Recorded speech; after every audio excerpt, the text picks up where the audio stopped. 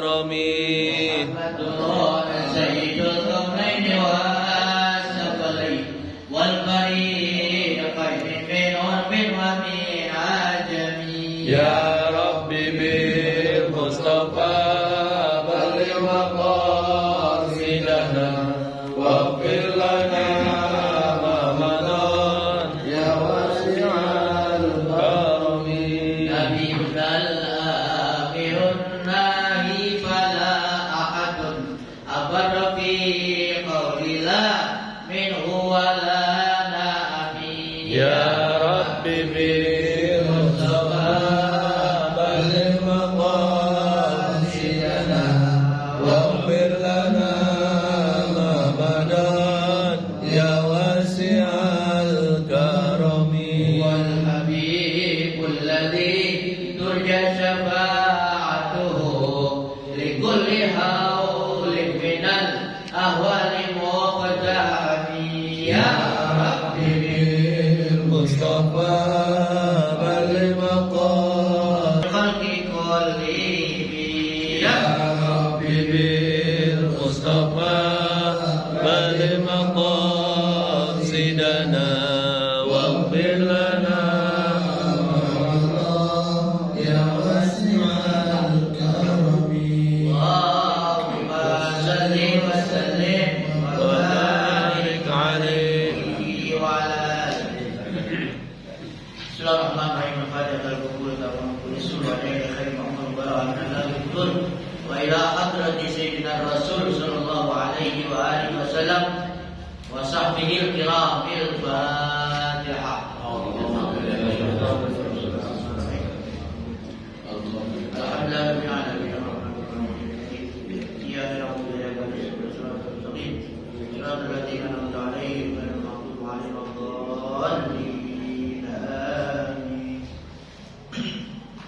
Bismillahirrahmanirrahim. Qala al-mu'allif rahimahullah ta'ala wa adama nafa'ihi wa bi barakatuhi wa bikum bidaraini amin radhiyallahu. Fa idza sami'ta al-adhan yanbaghi an tastahdira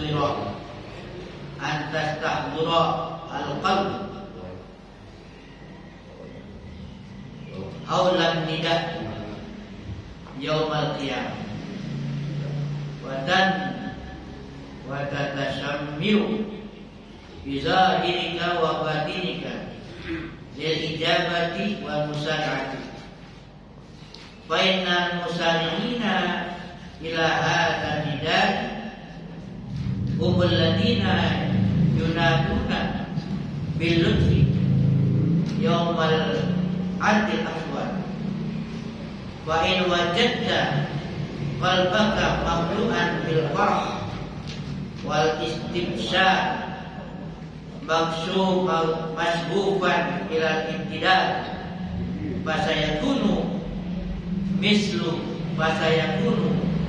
misla dalika fi dalika nidai walidalika qala alaihi salatu wassalam arifna biha ya Bilal id kanat qurratu aini fis shalah.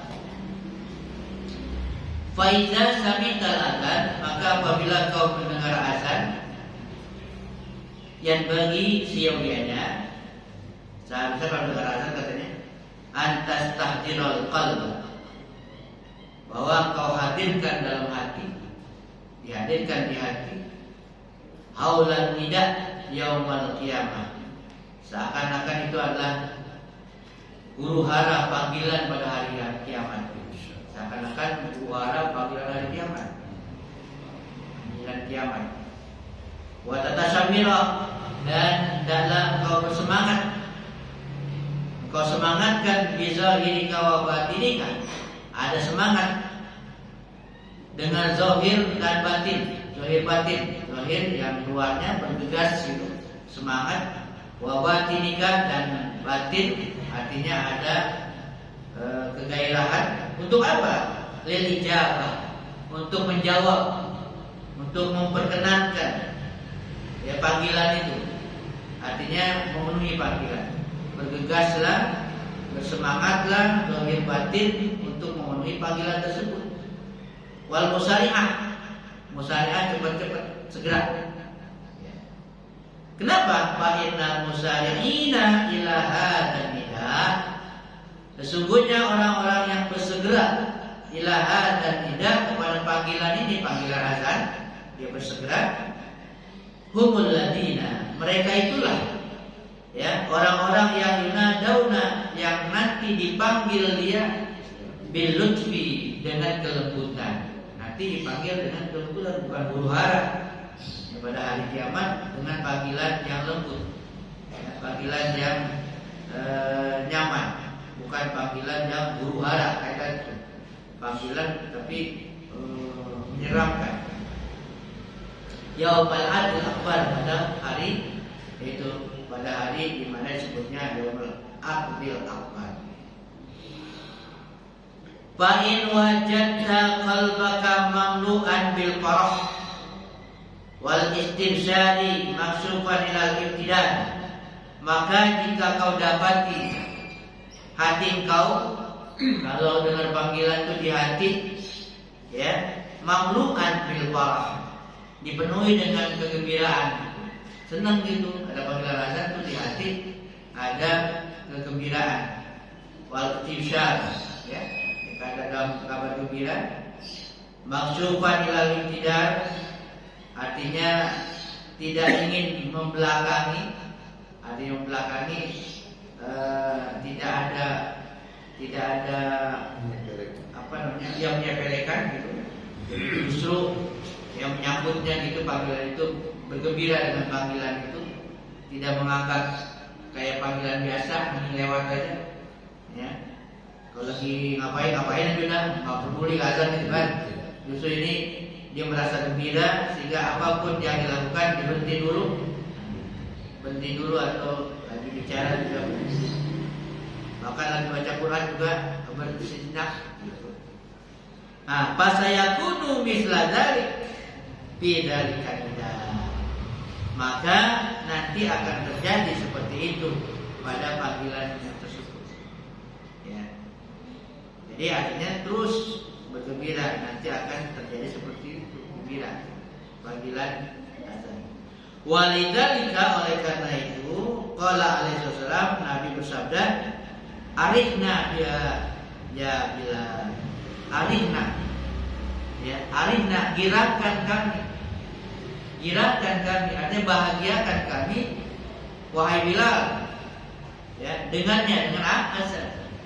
Jadi Nabi serentakan supaya azan itu menggirakan Nabi, ya, menggirakan Nabi, membuat hatinya senang, ya, dengan panggilan azan.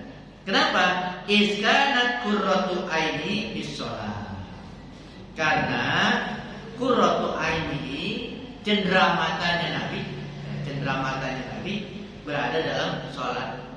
Cendera mata bukan cendera mata sesuatu yang membuat senang, kesenangan, namanya qurratu ain. Baik mata zahir atau mata batin. Mata batinnya menjadi bagus, nyaman ketika sholat. Ketika sholat itulah kesenangan Nabi, ketika dalam keadaan sholat. Kita lanjutkan. Fattaharatu, maka bersuci.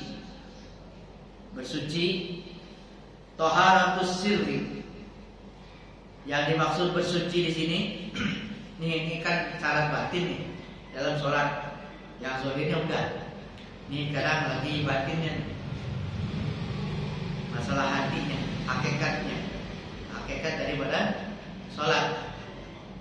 Kalau syariatnya itu yang luar, syariat kita wudu, ya, kita berwudu, kita yang lain-lainnya, itu syariat yang kelihatan dapat disaksikan. Nah, kalau yang hakikat batin nggak kelihatan, yang tahu kita. Nah, taharatus sir, yang dimaksud bersuci secara syariat, secara hakikat, yaitu bersuci apa? Taharatus sir, bersih, ya, sucinya sir itu hati, lebih dalam lagi dari hati. Bersihnya syirik dari apa? Bersih dari apa? Amma siwallah, dari apa saja selain Allah. Apa saja selain Allah. Jadi zahirnya kalau kita mau sholat, wudu, ya. Kalau habis buang air, dan istinja, terus wudu, kan bersih tuh. Itu zahirnya, pakai pakaian yang bersih, tempatnya juga bersih. Nah, batin hati bersih juga, bersihin juga.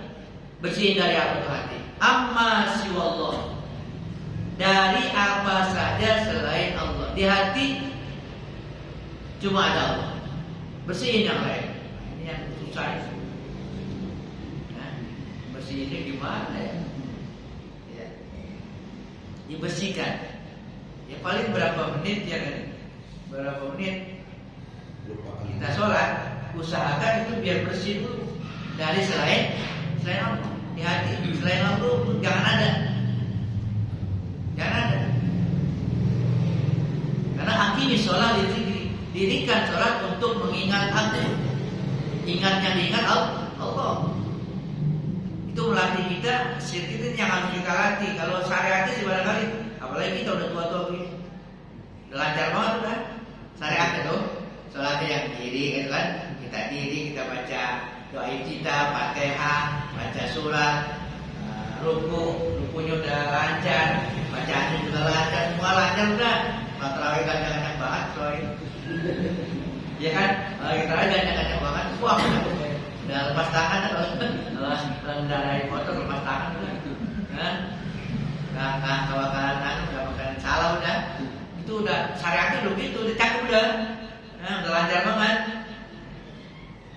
Ya ini yang batinnya ini, yang hakikatnya, ya, yang hakikatnya perlu dilatih, perlu dibiasakan. Apa? Dia mengingat Allah dan yang lain dilupakan yang lain. Maka ingatan mulu dasar nafsu kan biang-beroknya nafsu biasanya. Biang kerok nafsu kita, biang kerok dia itu ingat-ingatin aja, yang nggak apa-apa diingat-ingatin. Ya, jadi ingat-ingatan aja. Nah itu lagi mau sholat dibersihkan dulu. Ya. Yang ditekankan tuh ingat Allahnya biar banyak dari sejak kita takbir sampai salam. Bagaimana caranya? Yang bilang biar tahu artinya gitu. Ketika punya Allahu Akbar, artinya Allah Maha Besar, ngerti gitu.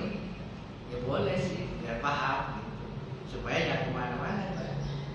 Di antaranya memahami apa yang dia lakukan, memahami yang dibaca dalam sholat.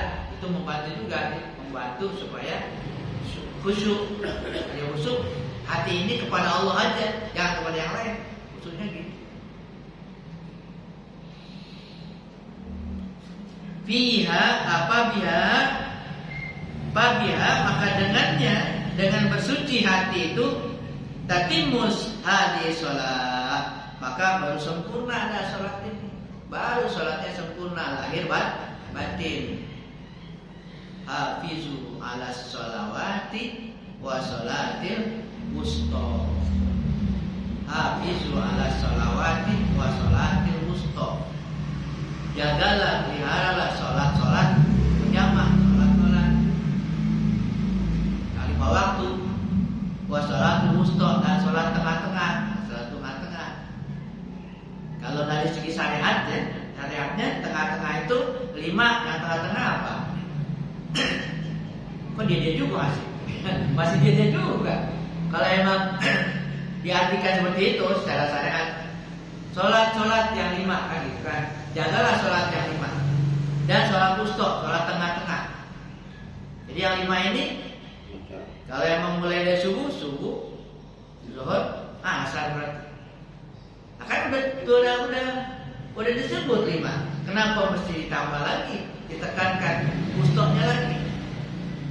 Ya, sehingga ulama berbeda pendapat. Ada yang mengatakan asar, saya mengatakan maghrib yang tengah-tengah yang waktu wusta tuh. Nah kalau ulama hakikat tasawuf itu wusta itu sholatul wusta, sholat tengah, sholat hati. Karena hati ada di tengah gitu. Ini yang disepakati oleh ulama tasawuf, yaitu sholat tengah itu sholat hati. Kalau orang sono itu apa namanya, istilah itu ada sholat daim. Pernah dengar? Iya, itu orang Jawa, maaf ya, Jawa. Itu ada pemahaman sholat daim. Sholat daim itu sholat yang 24 jam dari semalam, sholat aja. Itu sholat hati. Nah di Islam itu sholat wusta, sholat dengan hati. Kalau sholat daim tuh biar udah di luar sholat yang biasa ada itu sholat juga. Ada ya Pak, hatinya terus itu. Lagi ngapain aja tuh hati sholat, namanya sholat daim. Sholat daim. Kerjaannya sholatnya saya itu udah selesai tuh, zuhur 4 rakaat. Dia ngapain? Itu yang dia lagi kerja, tetap kerja. Ibu masak ya masak, mulut ya mulut. Tapi hatinya sholat. Nah kita dilatih dulu nih secara syariat, yaitu sholat yang biasa dulu. Nah hati barengin di situ. Kita di luar sholat hati usahakan juga hati tetap dalam mengingat Allah. Gimana kagak begitu? Gimana di luar sholat ingat Allah? Dalam sholat aja masih. Hah? Gimana caranya? Ya doa sholat dulu. Sholat. Ada untuk membantu supaya bisa ingat Allah. Kita harus imani dulu, percaya dulu bahwa segala sesuatu di sejagat alam ini, baik alam yang kelihatan yang tak kelihatan, semuanya itu adalah lillah dan perbuatan Allah, peranan Allah. Sampai bergeraknya atom kan kecil tuh, bergeraknya dia itu juga nggak lepas dari perbuatan Allah. Nah kalau ini udah diyakini dulu nih, ini iman nih. Kita tahu dulu nih bahwa segala sesuatu itu adalah perbuatan Allah, nggak lepas dari perbuatan Allah. Ini kita lagi begini nggak lepas dari perbuatan Allah. Termasuk ya benda-benda ini nggak lepas dari perbuatan Allah, nggak luput semuanya. Nah itu kan udah ilmunya tuh, udah tahu tuh begitu. Kemudian diimani. Nah, iman, harus percaya. Semua gerakan, semua keadaan, semua kondisi itu adalah perbuatan Allah. Jadi Allah ada di situ. Allah ada di situ. Ya, nggak lepas. Nah kalau udah diimani, kan ya itu iman. Terus diyakini, kemudian dirasakan, merasa. Harus merasa, punya rasa. Kita lagi ngapain? Kita merasa bahwa begininya kita itu Allah. Ya, begitu. Nah, ketika kita sholat, nah itu kita mulai kan. Kita sholat, ketika kita berdiri saya Allah. Terus kita berbicara Allah. Kita ruku, ingat lagi yang rukukan kita Allah. Yang tidak kita. Terus kita bisa baca itu juga Allah. Kita bisa macam-macam. Nah insya Allah ya, insya Allah membantu tuh. Karena yang kita kan ya secara enggak ini kita ingat Allah, bukan di hati tapi dirasa, di batin namanya seperti itu. Itu dapat membantu. Ya dapat membantu kita sehingga kita lagi ngapain aja ingat Allah. Kenapa? Karena itu nggak lepas. Ya nggak lepas. Itu yang dimaksud. Kalau udah kebiasaan begitu ya insya Allah dia membantu kita. Jadi ngapain aja? Ya, ngapain aja ingat kepada Allah. Dan makanya harus dipahami dulu pengenalan terhadap Allah. Allah itu sifatnya wujud, tidak, baqa, binafsihi, wahdaniyat, qudrat, iradat, apa lagi? Sama ayat, ilmu, sama basar, kalam. Itu harus dipahami dulu. Wujud Allah itu ada. Kidam adanya terdahulu. Biar paham dulu. Bako Allah itu kekal. Mukhalafah dan hadis berbeda dengan yang baru, berbeda. Terus wahdaniyat esa adanya enggak terpecah-pecah, enggak berunsur-unsur. Yang kemudian qadir, qudrat, qadirun lagi berpuasa, dia. Puasa. Murid berkehendak berpuasa dan berkehendak. Terus kita pahami itu sampai kepada mutakalim berbicara. Nah, ketika itu dipahami, kita paham. Sekarang lagi kayak gini. Ya, saya kan lagi bicara. Ya, saya bicara itu saudara pokoknya jamaah di hatinya itu yang bicara yang mutakalim, yang bersifat mutakalim, yang berbicara. Kita enggak mutakalim, makhluk. Gitu. Jadi hati langsung kepada Allah, ingat Allah. Ingat Allah. Kemudian kan udah gitu. Ini jamaah kan dengar apa yang saya sampaikan. Itu yang kami siapa? Allah lagi. Saya mendengar ya karena Allah. Insya Allah bisa ingat terus loh. Ngapain aja? Seperti itu. Ya, di hati ya. Di hati seperti itu. Di hati harus kembalinya semuanya Allah. Itu tadi bersihkan segala sesuatu selain Allah. Bersihkan semua. Di hati bersihin semua. Ya. Di dalam sholat, di luar sholat, insya Allah ntar bisa gitu. Di dalam sholat dulu dah. Yang waktunya paling berapa menit itu. Dilatih tuh, dilatih di dalam sholat udah bersihin dulu tuh selain Allah, jangan keinginan, apalagi sampai dipercaya, diyakini jangan. Ingat aja juga kan, berusaha disingkirkan, apalagi sampai diyakini, dipercaya gitu sesuatu selain Allah. Gimana sih? Dipercaya selain Allah? Itu ada kepercayaan di hati bahwa makhluk itu bisa mendatangkan manfaat atau mudarat. Itu udah nyamain Allah. Contohnya apa? Kita makan. Ini makan kan kenyang. Di hati nggak boleh kita kenyang karena makan. Mana kalau gitu? Ngomong boleh. Gue lapar tadi gue makan kenyang. Kenapa? Ya kenyang kan gue makan. Boleh. Tapi di hati tidak boleh kita yakini bahwa kita kenyang disebabkan karena makan. Bukan makan yang buat kita. Apalagi kalau macam-macam kan.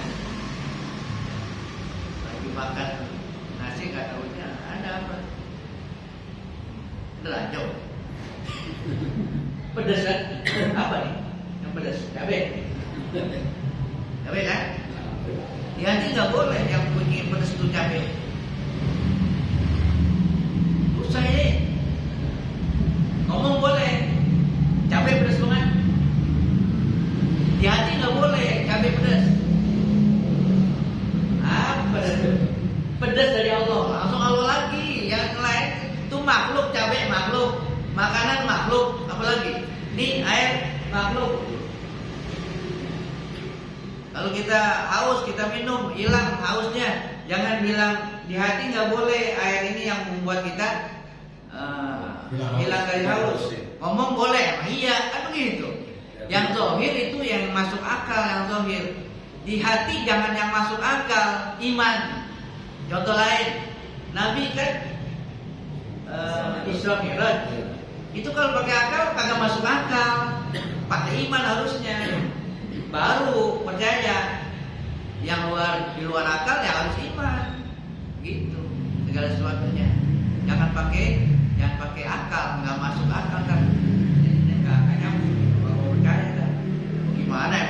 Cabai bikin pedas gimana? Tidak Tapi jangan diucapin. Pedes Allah. Jangan di hati kita aja. Di hati. Paham kan? Nah ini harus dibersihin. Dimulai dari sholat tadi tuh. Waktu sholat dulu. Ketika kita sholat bersihin tuh yang begitu-begitu. Yang keinginan selain Allah harus dibuang-buangin dulu. Ya. Kalau ada perbuatan maksiat, Iya terus dia melakukan maksiat itu, apa hakikatnya Allah? Iya. Hakikatnya ya. Hakikatnya Allah. Kalau bukan Allah, berarti ada Tuhan lain. Emang secara syariat ada ungkapan begini. Yang baik dari Allah kan, yang buruk dari diri sendiri. Itu syariat. Itu ada kepada Allah. Masa yang jelek kepada Allah. Tapi di hati hakikat itu semuanya dari Allah. Semua dari Allah. Kalau umpamanya yang baik dari Allah, yang buruk dari selain Allah, nah berarti ada tandingan, ya kan? Berarti Allah yang baik-baik doang, yang nggak baik dia nggak bisa. Kan dibujuk setan. Hah? Setan itu siapa? Makhluk Allah juga kan? Jadi ujung-ujungnya Allah. Sampai setan membujuk Nabi Adam itu pun Allah yang merekayasa, disetting oleh Allah kan gitu. Kesalahan Nabi Adam dia nggak salah, secara hakikat nggak salah Nabi Adam. Kenapa? Emang mau disetting begitu Allah. Syariatnya ya salah Nabi Adam karena dilarang jangan deketin pohon malah makan buahnya kan gitu kan. Salah syariatnya. Tapi hakikat enggak semuanya ke Allah. Kalau udah begitu ya kita melihat orang yang berbuat salah juga nggak benci habis-habisan. Iya. Iya nggak bisa habis-habisan. Kalau yang ada sekarang kan, waduh habisin aja Iya habis-habisan. Kapan ketemu? Ini. Kan gitu. Kenapa? Karena hati yakin. Hati mempercayai orang ini bisa. Kalau hati nggak percaya bahwa itu ada dia gerakin oleh Allah kan gitu. Zahirnya iya dia salah hukum, tapi di hati ya udah emang dia itu Allah takdirkan begitu. Jadi gimana? Iya kagak apa-apa itu. Dia kagak apa-apa di hati jangan begitu. Level 7 ini. Kagak ada dendam kan? Makanya tinggi itu dikit-dikit ya. Dikit-dikit. Mau syariat lu apa? Masih naik aja. Enggak mau naik kelas Pak. Udah tahu ajaran baru. Jadi kita tahu ajaran baru. Dari SD ke SMP dikit. Naik kelas. Insya Allah lebih apa? Rohani kita lebih sehat. Sehat. Nanti Allah kan lihat. Yang Allah lihat kan batin kita, hati kita. Dengan kita menumbuhkan keyakinan semacam itu, ya pertolongan Allah yakinlah kita. Udah pasrah juga, kepasrahan kita juga lebih mantap kepada sebab. Ya. Ya gimana susah amat ini rezeki ya? Kerjaan lagi begini. Nah, lo jangan sampai ke hati tuh. Ya, jangan sampai ke hati. Ya. Di luar aja. Cari lagi kerja, kan gitu. Cari usaha untuk kebutuhan, tapi jangan sampai ke hati. Di hati tetap aja sesuatu itu enggak menentukan. Itu Allah aja seperti itu. Syariat boleh kita lakukan, tapi di hati jangan dipercaya. Jangan dipercaya bahwa sebab itu menghasilkan manfaat. Ya. Dengan kerja orang jadi dapat hasil kan? Lu dapat duit itu. Gua kerja. Boleh ngomong gitu. Emang dia kerja 2-3 hari dibayar kan? Bawahnya 500.000. Iya. Di hati kita dapat rezeki bukan karena kerja. Enggak boleh. Kalau dimasukin ke hati, entar enggak kerja kira-kira gimana? Ayo. Kalau umpamanya enggak kerja nih, di hati gimana?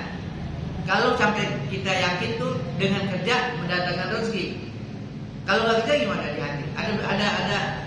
Ada perubahan kan? Ada rasa cemas kan? Cemas, bisa-bisa bingung. Nah ini yang membuat bingung. Kenapa? Nah, Allahnya ditinggal. Coba kalau kita nggak percaya Di hati nggak bergantung kepada kerjaan. Pokoknya kepada Allah. Ya udah, mau ada kerja nggak ada kerja, hati ini tenang. Allah punya urusan itu. Zahir ya. Usaha wajib. Jangan dicampur-campur.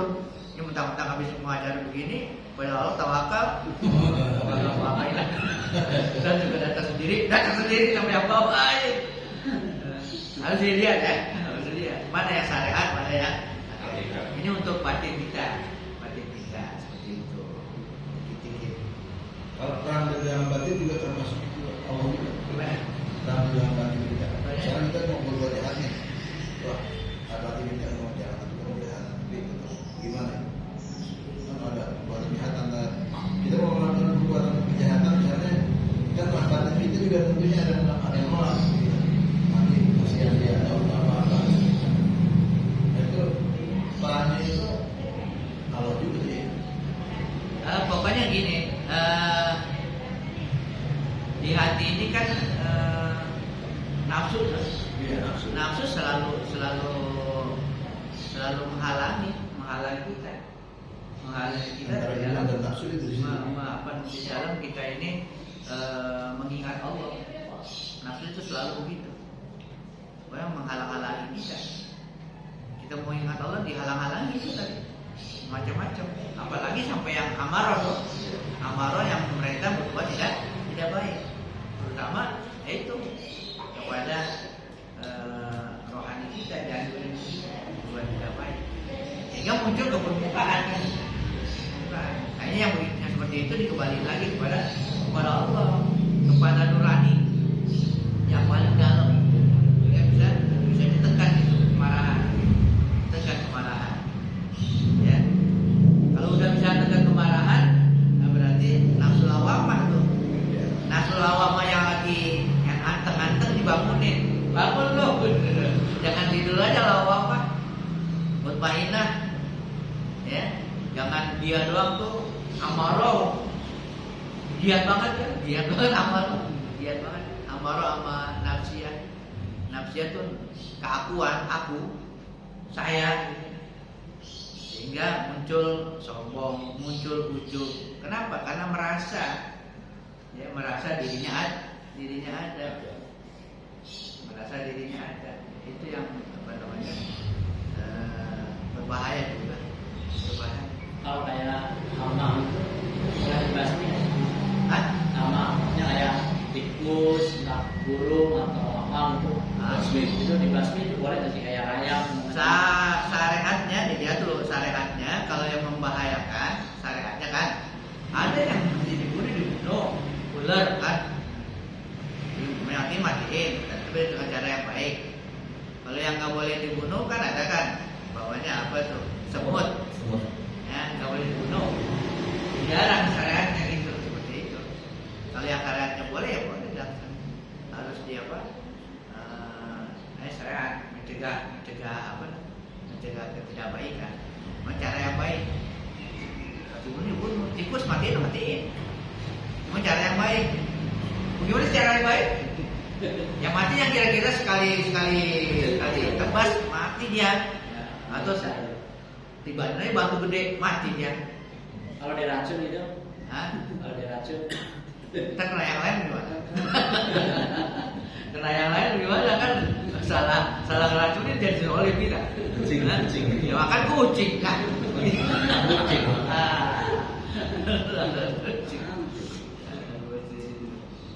Itu cara syariat. Syariat itu ada aturannya. Aturan yang dibolehkan, yang tidak dibolehkan. Ya kalau di hakikat itu di hati itu ya udah, artinya jangan benci kepada itu binatang. Emang dia Allah suruh begitu dia, Allah yang suruh begitu gitu.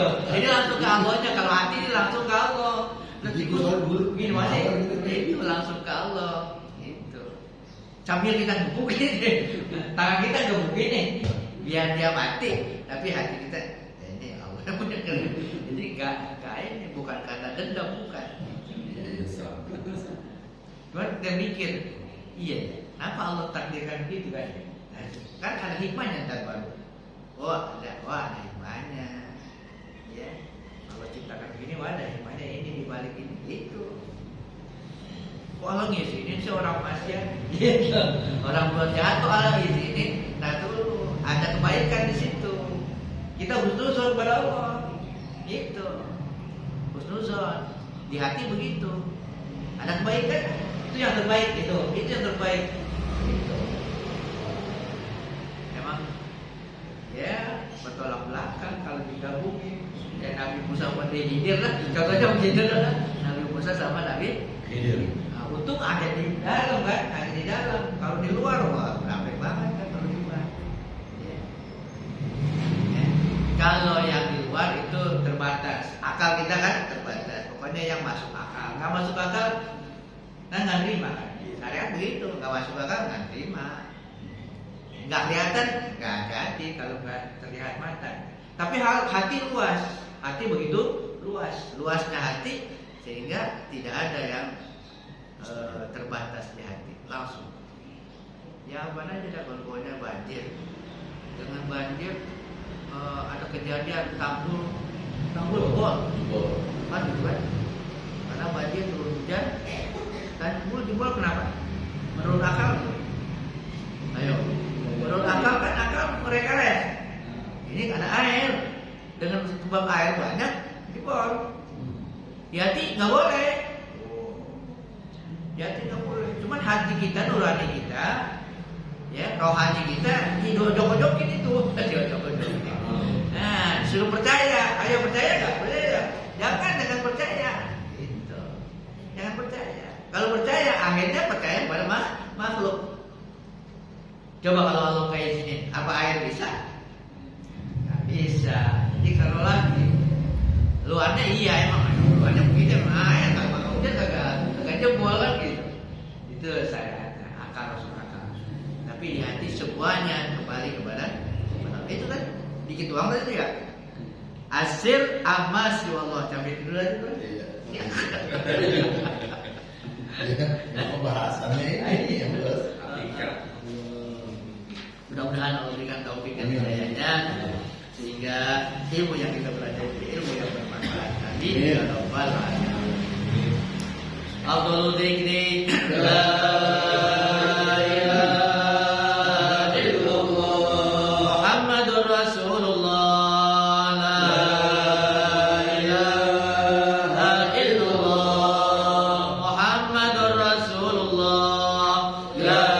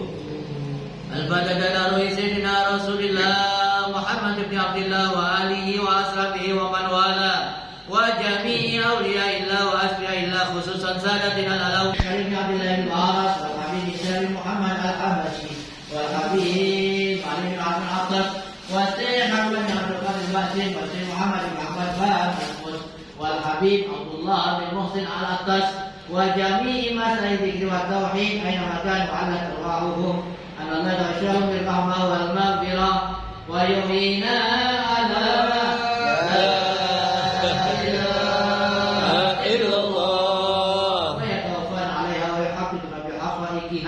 ويلزمنا طرائقها ويجعلنا من خواص أهلها ومن الذاكرين الله كثيرا بخير وعافية وإلى حضرة النبي محمد صلى الله عليه وسلم الفاتحة.